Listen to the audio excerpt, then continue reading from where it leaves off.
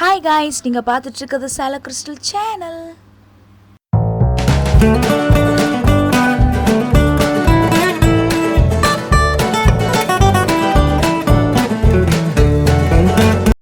Hello guys, உங்களில் எத்தனை பேருக்கு இந்த கடல் புறா பற்றி தெரியும்?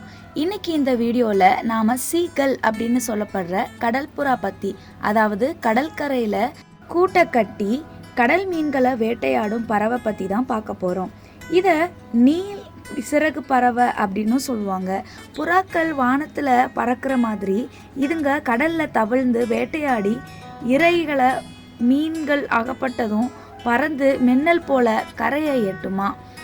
இதுங்களுக்கு குட்டையான இறகுகள் உண்டா, வாத்து மாதிரி கால்கள் அமைஞ்சிருக்கு. இதில் நிறைய நிறங்கள் இருக்குது. இந்த மாதிரி பறவைகள் வெளிநாட்டு பறவைகளாக பார்க்கப்பட்டுச்சு. ஆனால் இதுங்க சீசன் பொறுத்தும் வெதர் கண்டிஷன் பொறுத்தும் இடம்பெயரும் தன்மையோட இருக்குது. இதுங்க மைக்ரேட்டிங் பேர்ட் அப்படின்னு அழைக்கப்படுது.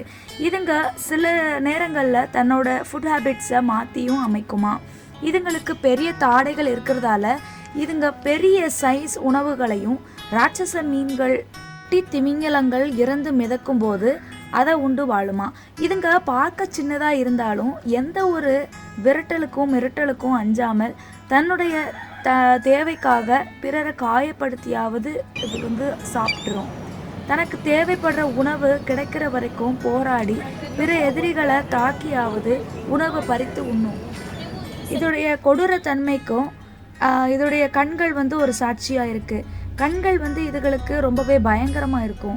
இது பார்க்க உருவத்தில் சின்னதாக இருந்தாலும் இதோடைய உருவ அமைப்பு ரொம்பவே சாதுவாக இருந்தாலும் கண்கள் மூலமாக இதோடைய கொடூர தன்மையை வெளிக்காட்டும். இந்த வகை பறவைகள் பெரிய பெரிய கூடுகளை கட்டுமா. தான் மட்டும் இல்லாமல் பிற பறவைகளுக்கும் அதுகளும் சேர்ந்து கூடி வாழுமா. இதுங்களோட வாழ்நாள் 49 வருஷம் வாழுமா. தாவரங்களோட இலைகள் மூலமாக கூடு கட்டும், அப்புறம் சுள்ளிகள் மூலமாகவும் கூடு கட்டி அடைகாக்குமா. சில பறவைகள் மாதிரி மனிதர்களை கண்டு பயப்படாதான். மனிதர்களை தாக்கியாவது தனக்கு தேவையான உணவுகளையும் தனக்கு தேவையான காரியங்களையும் சாதிக்குமா. இதுங்க கூடி வாழ்கிறதுனால பிற பறவைகளும் இதுங்க இடத்தை ஆக்கிரமிக்க வரும்போது கூட்டமாக தாக்கி வராமல் தடுத்துருமா. பிற பறவைகளுடைய முட்டைகளையும் இது பாதுகாக்க ஆரம்பிச்சிருமா. இதுங்களோட எடை 120 கிராம் இருக்குமா. 29 சென்டிமீட்டர் உயரமாக இருக்குமா. இதில் நிறைய ரகங்கள் இருக்குது. ஒவ்வொரு ரகத்தோட நிறமும் உயரமும் எடையுமே வேறுபடுமா. பிளாக்கு, ஒயிட்டு, கிரே அப்படின்னு கலராக இருக்குமா. இதுங்க கடலில் வேட்டையாடி உண்றதுனால கடலையே உலகமாக நினச்சிக்கிட்டு இருக்கு.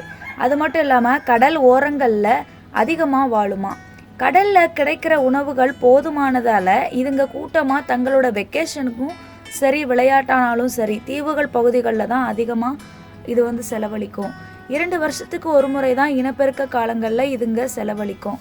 எல்லா பறவைகள் மாதிரி இதுங்களும் 2-3 முட்டைகளை ஈன்று 26 நாட்களில் குஞ்சு பொறிச்சு பாதுகாக்குமா.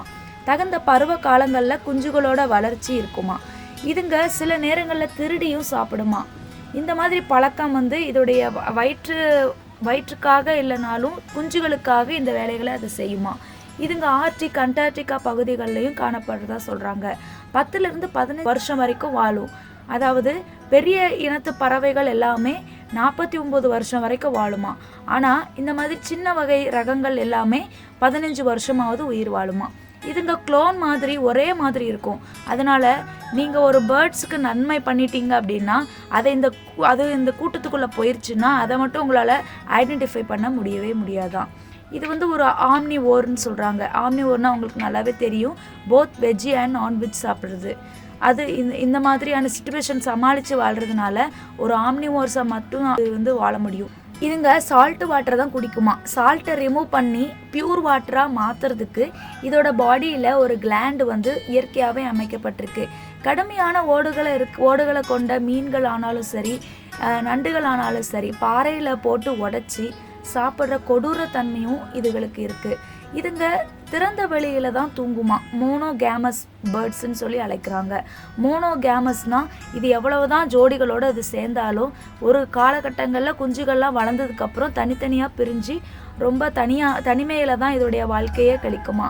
அதாவது ஃபேமிலியாக இல்லாமல் கூட்டமாக இருக்குமா. பட் ஆனால் ஃபேமிலியாக அது வந்து இருக்காதான். மைக்ரேட் ஆகி போகிறதுனால அடுத்தடுத்த கூட்டத்தோடு இது இணைஞ்சி இது வந்து ஒரே மாதிரி க்ளோன் மாதிரி இருக்கிறதுனால அது வந்து மற்ற கூட்டங்களோட மிங்கிள் ஆகிறது கூட அந்த கூட்டத்தால் கண்டுபிடிக்க முடியாதான். இதுங்க ஒரு கேர் ஃப்ரீ பேர்ட் அப்படின்னும் அழைக்கிறாங்க. இதுங்க டூரிஸ்டோட முக்கிய வசீகரமாகவே இருக்குங்க. டூரிஸ்ட் அவ்வளோ சீக்கிரம் ரொம்பவே அட்ராக்ட் பண்ணிடுமா. இதோடைய கலர்ஸு வச்சு கொஞ்ச நேரத்துக்குள்ளே அவங்க கூட நல்லா பழகிருமா. அது மட்டும் இல்லை, அனாவசியமாக அவங்க வந்து இதுக்கு பிடிக்காத காரியங்கள் செய்யும்போது உடனே தன்னுடைய எதிர்ப்பை காட்டி அவங்கள காயப்படுத்திடுமா. இதே மாதிரி நிறைய பேர் இந்த பறவையினால் நிறைய பேர் பாதிக்கப்பட்டிருக்காங்கன்னு சொல்கிறாங்க. ஓகே ஃப்ரெண்ட்ஸ், இன்றைக்கி நாம் ஒரு சூப்பரான சீகல் பற்றி பார்த்தோம். இதே மாதிரி இன்னொரு உயிரினத்தோடு உங்களை நெக்ஸ்ட் வீடியோவில் சந்திக்கிறேன். ஃப்ரெண்ட்ஸ், தொடர்ந்து சப்போர்ட் பண்ணுங்கள், மறக்காமல் சப்ஸ்கிரைப் பண்ணுங்கள், லைக் மற்றும் ஷேர் பண்ணுங்கள். பாய் பாய். தேங்க்யூ ஃபார் வாட்சிங்.